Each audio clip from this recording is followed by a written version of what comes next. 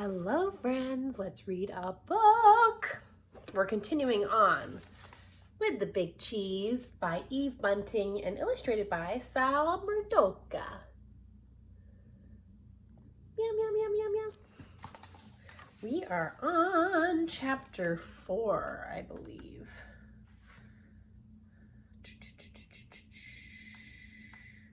So they got a cow. That's where we left off. Let's find out what happens next. Now what will we do? Miss Bee asked sadly. Poor Snowdrop. Miss Tillie looked out the window at the cow. Snowdrop's hide was gray and dull. Her head drooped. Her moos had a mournful sound. She's hungry, Miss Bee's voice shook. We'll have to find something for her to eat. Miss Tillie shook her fist at Snowdrop. Dumb cow, she said. Why won't you eat my bread? Why won't you eat my crumble? Why won't you eat some of our big, round, yellow cheese? Why won't you drink some of your own good milk? Oh, Tillie, said Miss Bee, cows don't like bread and cheese and milk. Cows eat grass, and there's no grass here on the hill. Miss Tillie slammed the window shut. She sighed. One bad thing leads to another. Life is only fuss and bother. I suppose there's nothing else to do. We need a cat to protect our cheese. We need a cow to give milk for our cat. We'll just have to buy a meadow. A meadow? Miss Bee gave a little squeak of excitement and leaped up. A green meadow with white daisy stars and wild blue clover? When? She breathed. Miss Tillie leaped up too. There's no time like the present, Bee. Get your hat. Miss Tillie got her black velvet purse and took Snowdrop on her rope. Miss Bee put a long string around Cat's neck, and together the four of them walked down the hill toward the village. Miss Bee sniffed the air. Oh, Tillie, it's so good to be going somewhere.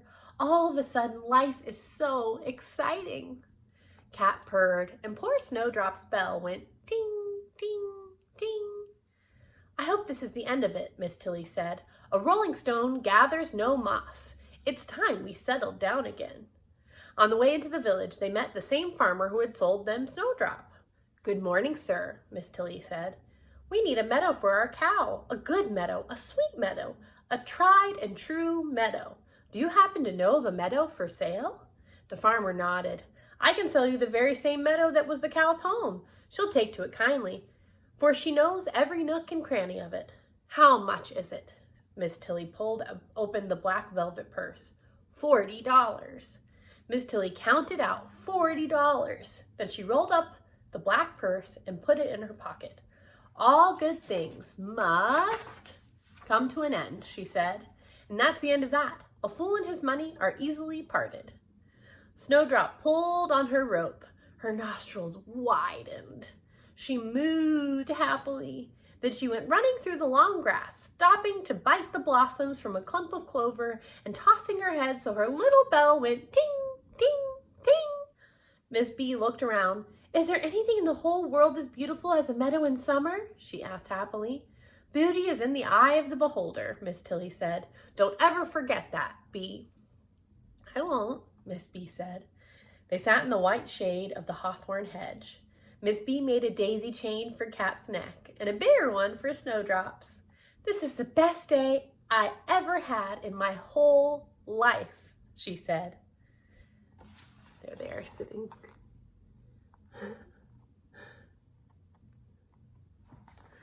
Miss Tillie got up and eased her bones. I do admit that sitting is as cheap as standing, Bee, she said, but it's time to go home. Early to bed and early to rise makes us all healthy, wealthy, and wise.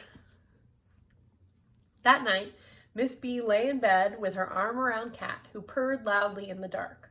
On the porch, Snowdrop's bell trilled in the breeze. Isn't it strange? Miss Tillie said sleepily. I don't think I would like it now if things were the way they used to be. You know what they always say, Bee.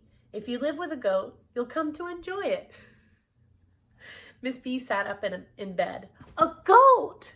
she said quickly. A brown baby goat with little nubby horns, a goat to love. We're getting a goat? No, we're not, Bee. You really are a sentimental fool sometimes. Miss Tillie yawned. But then, if all fools wore white caps, we'd look like a flock of geese. Go to sleep, Bee. And that was chapter 4. They now have a meadow for their cow and their cat, all to protect their cheese. That's The Big Cheese by Eve Bunting, illustrated by Sal Murdoka. Tomorrow, or Monday, I guess, we'll read chapter 5. Only 2 chapters left, you guys. Hanging in there.